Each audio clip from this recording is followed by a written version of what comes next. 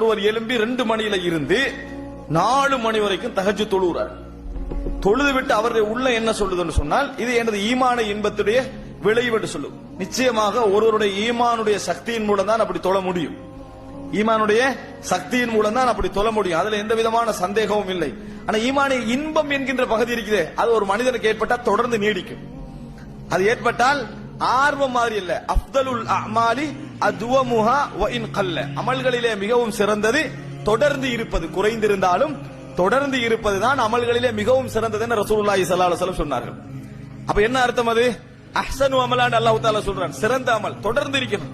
ரசூல் ஸல்லல்லாஹு இதா அமில அமலன் அத்பதஹா, ஏதாவது ஒரு அமலை செய்தால் அதை என்ன செய்வார்கள்? தொடர்ந்து செய்வார்கள் என ரசூல் ஸல்லல்லாஹு அலைஹி வஸல்லம் ஆயிஷா রাদিয়াল্লাহு அன்ஹா சொல்கிறார்கள். நீங்கள் என்ன புரிந்து கொள்ள வேண்டும் தெரியுமா? தொடர்ச்சியாக ஒரு மனிதனை எந்த ஈமான் தொடர்ச்சியாக வைத்திருக்கிறதோ, அமல் செய்வதற்கு தோதுவாக எந்த ஈமான் வைத்திருக்கிறதோ அது ஈமானிய இன்பம்.